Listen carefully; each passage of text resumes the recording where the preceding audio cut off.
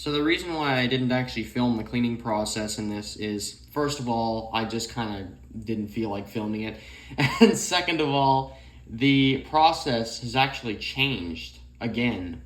Yes, I am continually experimenting with new and more effective cleaning processes that are cheaper and better to actually use, and you know how it is. So I will keep you guys posted on how I'm going to be cleaning my movements. But for now, we're just going to say that the movement here got cleaned, which it did, using the simple green method that I've been using for the past few months. And that all went hunky-dory, and if you really want to see how that was done, you can literally check any of my older series from like the past month. So yeah, they all more or less have that same method there. So if you want to see that, go ahead. But as for now, the movement has been cleaned. Movement cleaning is very important. You want to get all the old oil and all that junk out of there before you use the thing. And yeah, don't just, especially with these GEs, a lot of the radio collectors, what they'll do is they won't actually take the movement apart. Now that's different if it's riveted together, but usually they're not, as far as I understand. So yeah, I'll talk more about movement cleaning in another video, but let's just say the movement has been cleaned in this and we can put it back together. And oh, this is the exciting episode. This is where we have to deal with the frozen Telechron rotor. It's not, I almost called it an H rotor, but that's not right. Yeah, we'll deal with the frozen rotor now. Enjoy. Hello again, guys. It's Gregola Productions here, and welcome back to the GE Telechron, what the heck is it called? The Telechron Junior Series. Let's put this movement together. It actually looks like ridiculously simple. So I think what we're going to do is take our oil. Yeah. We're going to get our oiler out. And, oh, by the way, viewers, about the whole put the rotor in the oven type thing. Yeah, we're going to do that still. But I'm not going to, I don't know how successful I'm going to be. Reason being is, it seems like rejuvenating oil, more so on mechanical clocks, keep in mind this guy's electric, doesn't work very well. I've never had, like back in 2018 when I used to kind of play around with that sort of stuff, that wasn't real clock servicing or anything. It was just kind of, honestly, I did it out of ignorance, but I don't know. I think movements would be more prone to stopping, and you know, there has been a few occasions, well, 2 occasions specifically, in the last year that I couldn't get a mechanical movement apart. So I just kind of oiled it up, you know, leaving a lot of the old oil still in the pivots. And, you know, it wouldn't come apart because something like this would be on it. And the movement would run maybe for a few days and then have some sort of, you know, it would stop or something. So that's not any good. Okay, where am I at here? And I just off camera here, I'm using Liberty oil, and I'm using the back of a dollar watch case to oil it. And a screwdriver is glued to a nail. That is my oiler, viewers. Works just fine.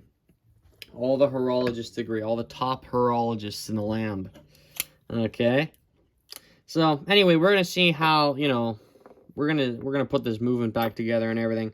We're gonna see just how good this is gonna work. I don't know. I admit I'm a little skeptical. I don't know if the first Kick at the Cat Productions, who did this in 2009 or whenever the heck he did it, and I think that's right. I don't know if his Telechron, General Electric Telechron Statesman is still running. I have no idea. And I'm also scared that what's-his-name, we don't know it, has actually wrecked this. Maybe he tried to drill a hole, and he went horribly wrong in this rotor. So who knows? I don't know. We're going to try and revive it. It seems like it's just stuck. Who knows if something else went horribly wrong? Aren't these rotors supposed to move? You know, when they're new. Okay, I'm grabbing the gear. It's not turning. So, I don't know. I have no idea if that's supposed to move or not when it's not powered up. Obviously, you know, when it's powered up, it goes. But when it's not powered up, that is an interesting question, because I don't know. And as you can see, viewers, I'm not messing around with any special jigs today. No special blocks of wood or anything. Just sort of winging it, if you know what I mean. I don't know if that's right. I don't know if that... Okay, I guess we're going to try that. And then I guess I'll do this with it. I'm going to double check, of course, to see, you know, how it all goes together. I don't want to do it wrong. Okay, I was wrong. That actually goes there. And this guy... I don't know if it's supposed to be stuck under there like that. Okay, there we go. This guy goes here. This gear is under it, I believe. And then this guy here. I think there's more oil on this movement, if I'm not mistaken. Might just give it a little bit more, because it isn't a mechanical clock, and you can kind of feed it just a little bit more oil. As I said, oil is more important than it being cleaned, at least from my experience. I'm just going to give this a little bit more too, because I want to make sure it's actually oiled. And there's some on the pipe there, so I'm just going to not hesitate to give it to it. Of course, you don't want to over oil it. We'll stick that on there.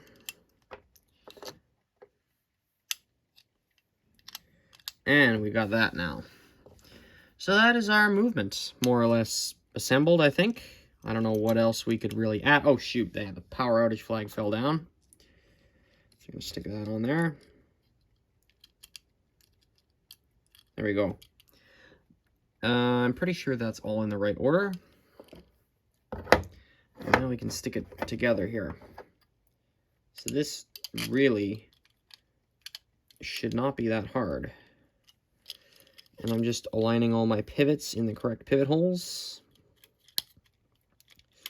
Or trying to anyway.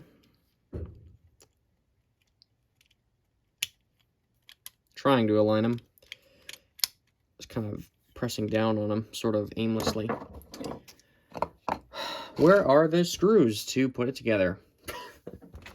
Well, I'm gonna have to pour those out now.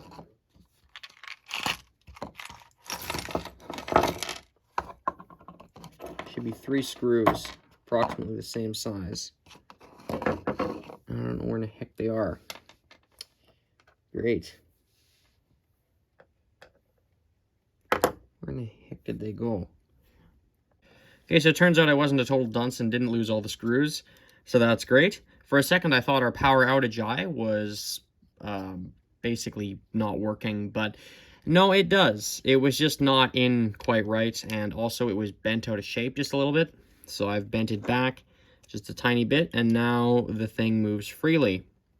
So now when the power is out, the eye should switch to red, and of course when it's on, it's brown. And yeah, this is a fairly decent movement here. I'm not going to oil any more of it because I want to see if our rotor will work. So here we go. Here's the big rotor in the oven trick. Let's see if the first kick at the Cat Productions, let's see if his methods were successful. Some of you are going to hate this, but I've partially assembled our movement here, just trying to build a mental picture of what this all looks like. I know I filmed it, but I still have no idea where this guy goes. And I'd rather not work down through a camera just for this one reassembly. So I'm trying to figure out where everything goes. And I'm pretty sure, here's our 2 bits here. I wiped these guys down with paper towel.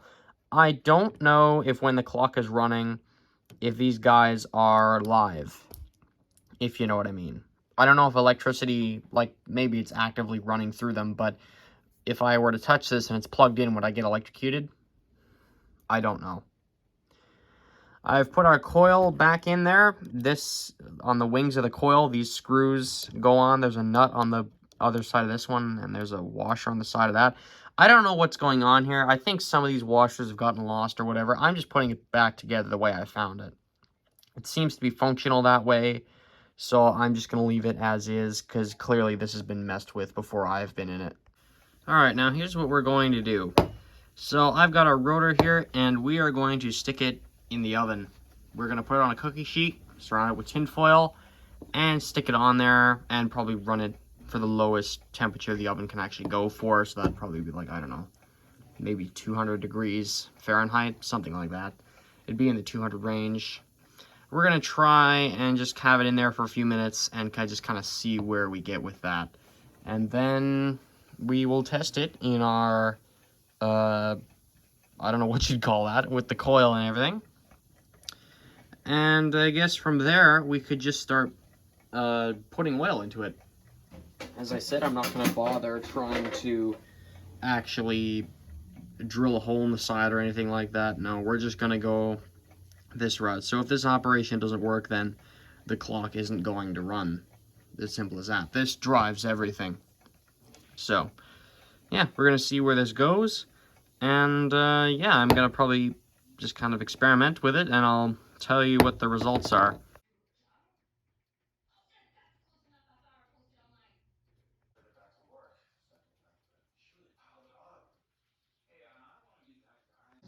Alright viewers, here's what's going on.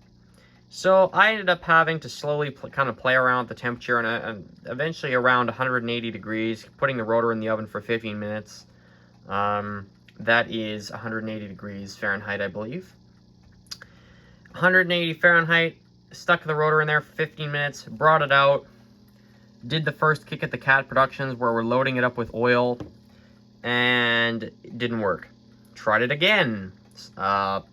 Keep in mind it wasn't, I should have said that before, but it was like 175 the first time. Then around 180, or it was like 170, 75. Then I put it in the second time, did it for 180, loaded it up with oil like I am now. I'm testing it, and surely enough, it's working. And then I, of course, went to bed, left it overnight, and here we are basically doing a cold start the next day. So I more or less did the first kick of the Gregola Productions method. It seems there is some degree of success here, because our rotor is running. I don't know if it's going the right speed. It's supposed to be 3.6 RPM. I know it's not supposed to be going fast. I think it is going the right speed now, though. Sounds like it's kind of grinding. I don't know if that's because of the wooden jig I've built for it, just to test it, you know? I really have no idea if this thing is going to run the right speed. I'm just kind of letting it run right now. It's not running particularly smooth. It didn't start all that well. It was kind of stopping and starting, but there it is actually running. Sounds like it's grinding in there. Do you hear that?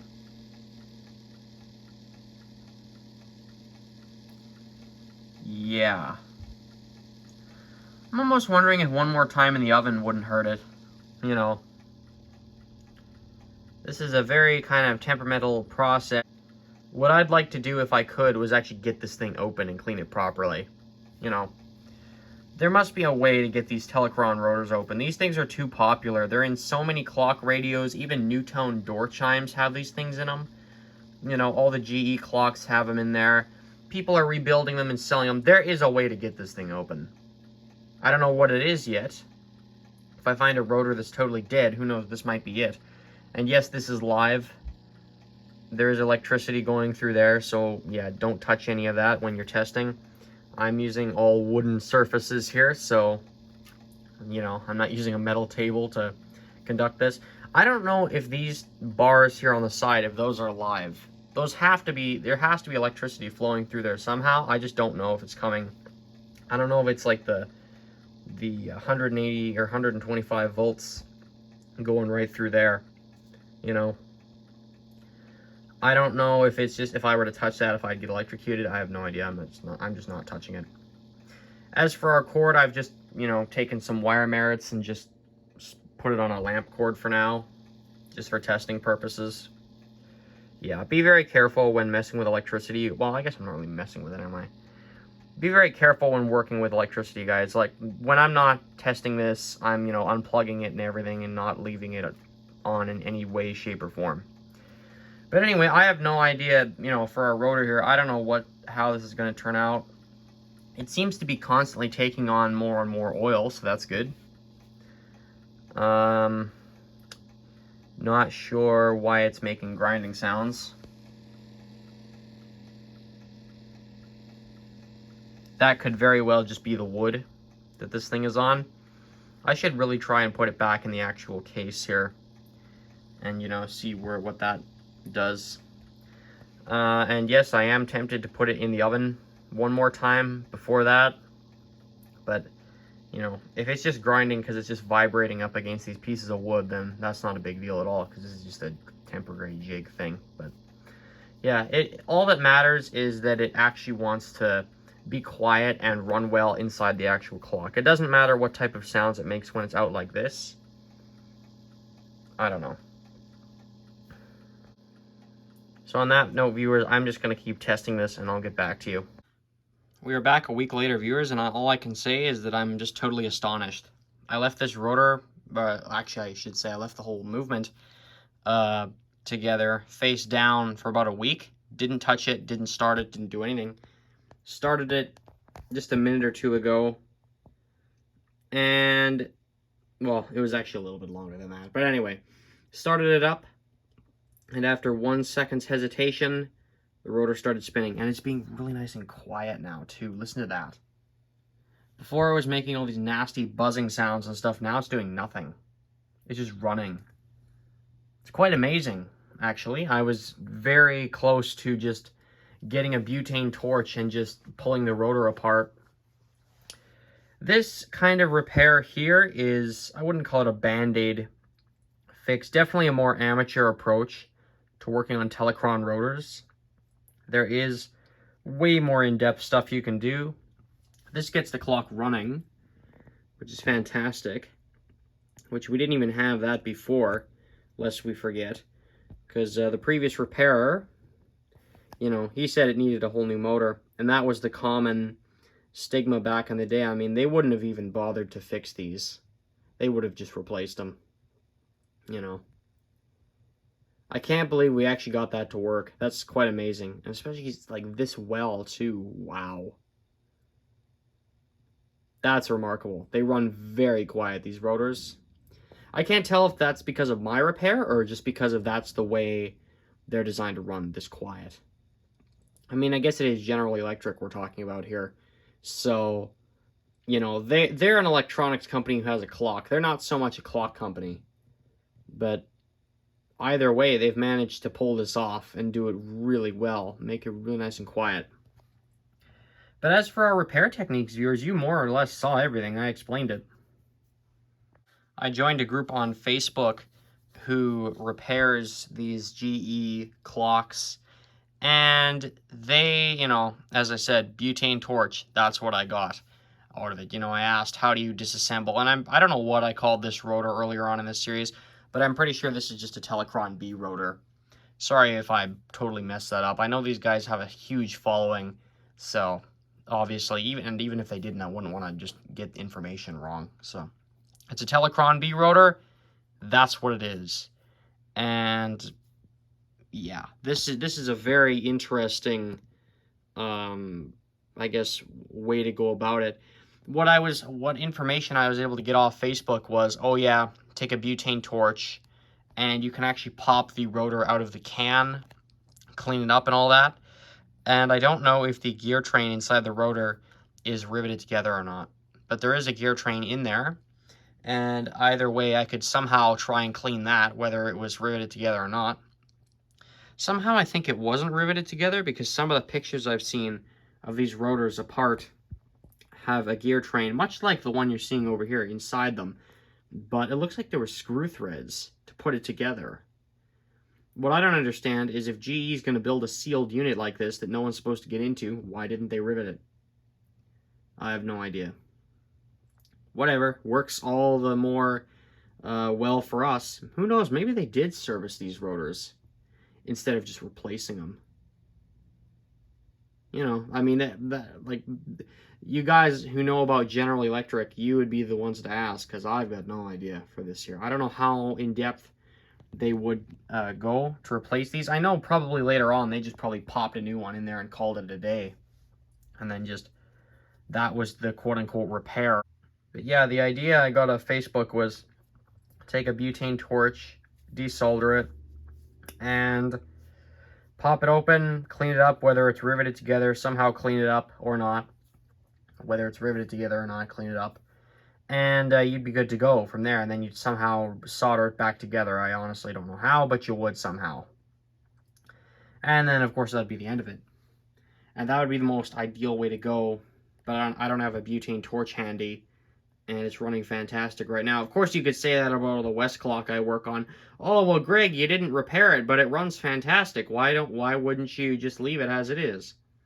Well, as I say, just because you oiled something doesn't make it a repair, and, you know, with all mechanical clocks, or, well, with this is still mechanical, but it's electric. With all fully mechanical clocks, you know, the old oil mixed with new oil creates an abrasive paste, which will actually total the movement, or, well, maybe not total the movement. It'll wear out the pivots, which of course you can replace, wear out the bushings, and I think the pivots might suffer some damage there too. But even though you can replace that, you still don't want to always have to do that, because, you know, it's not something you have to do. If you just, you know, regular maintenance, then the thing will be so much easier to repair. So that begs the question, with adding new oil into this rotor, did I just create an abrasive paste formula, which is smooth and good right now, but will totally mess everything up in the future? I have a lot to think about here. I don't know if I want to run it like this. I don't know if I want to go any further, viewers. And you can see there's the seam line there.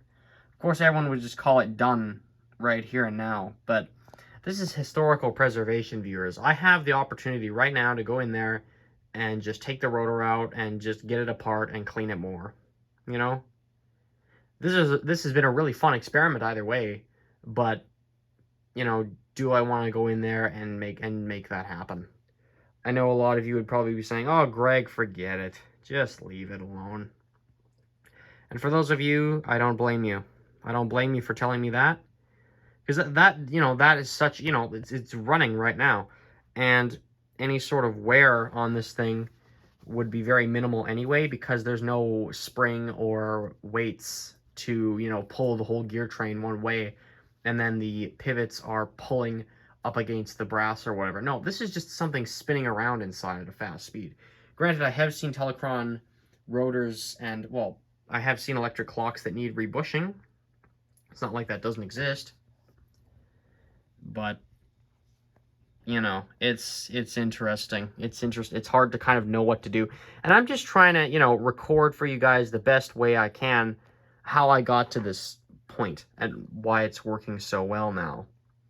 As I said, left it face down for a whole week after having those very kind of grindy kind of starts. I don't know if I recorded that, but I would be testing this rotor, and, you know, it'd be making a lot of buzzing sounds and sort of grinding, but not half as smooth as this. And I was really prepared to just start this thing up and hear that, but I guess for once, leaving it has actually worked.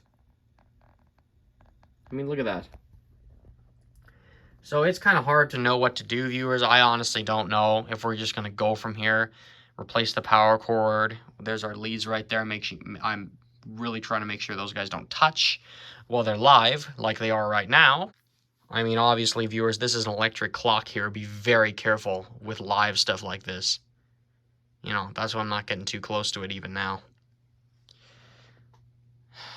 It's hard to know what to do, viewers. It's hard to know what to do. Obviously, I can't see into the future, but I'm here now, and I can make things happen if they need to. I don't know. I could try and run it for a while, put it back together, run it for a while, see how it does. I'm not sure. I'm not sure. Anyways, viewers, that's been fantastic results right there. First kick at the Cat Productions. I don't blame you at all for doing what you did. You know, look at that result right there. Putting it in the oven, or putting it under heat somehow. Of course, some of you could ask, well, why don't you just put the rotor in the oven again to do or undo the solder? Well, I don't think it would work that way. I don't know if that would work or not. I'm kind of scared I'd actually melt the gears, although they're all made of metal, so I guess not. I don't know. I don't know, viewers. I don't know. It's working now. Very tempted to leave it, but I don't want it to wreck itself, if you know what I mean. Obviously, the other gears in the gear train, they're all cleaned up. We actually did get this guy apart, so this side is totally fine.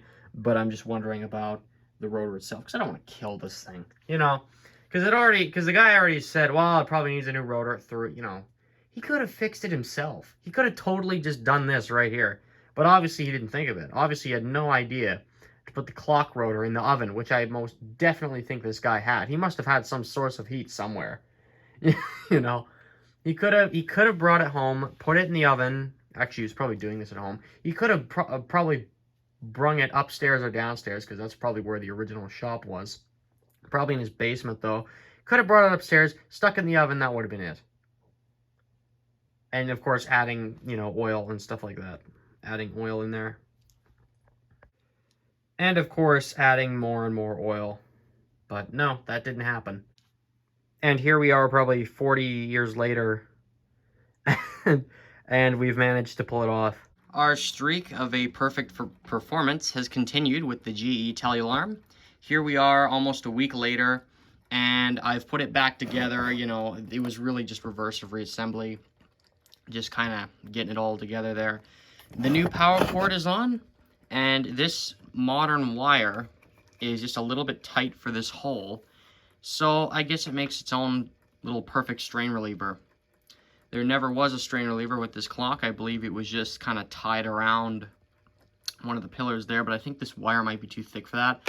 Either way, this tightness here is providing some degree of strain relief, so that's great. And obviously when you install a new power cord on one of these guys, you solder it back on. I put electrical tape over the solder joints because I didn't feel comfortable with them being exposed like that. But here we are.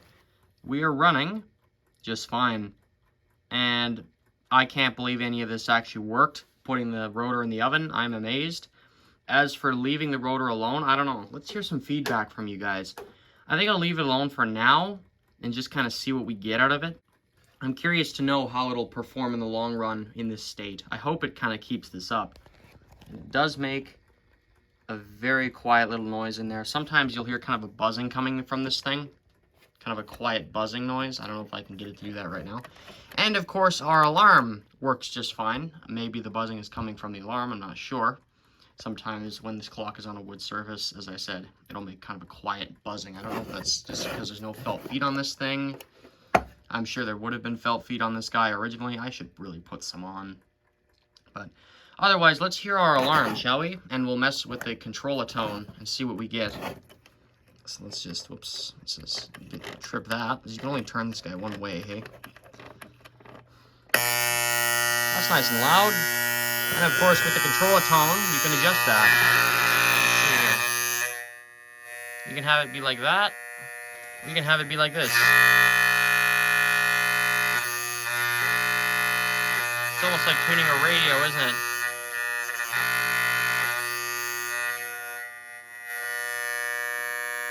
I think that's pretty good right there. Maybe if you want it a little louder. It's a very unique design by GE, and it's literally just a pole just pushing up against that that buzzer plate there. And there's the noise it's making. I think that noise comes from the alarm. Yeah. Not sure what I'm going to do about that. So when I pick it up, it gets either quiet or stops entirely. Yeah, see, now it's basically silent. Yeah, I think this guy could use some felt feet. Anyways, viewers, yes, there's a cat in the bottom right-hand corner of the screen. And that is my GE Tela-Alarm Junior service here. For now, anyway. We'll leave it at that. And, yeah. Thank you guys for dropping by, and I hope you guys got something out of this. Thanks for watching. Actually, before I let you guys go, how about we just have a quick little demonstration of our power outage eye right there. So there's that little hole in the dial there, and when the power goes out, that falls down and goes to red. And then when the power comes back on, you now know that your clock is not accurate, whether it be accurate, you know, not accurate to 1 minute or like lost like 4 hours or something like that. You get the idea. It's meant to make you go and check what time it is from some other source. In this case, you'd probably find out on the radio waiting for a time check.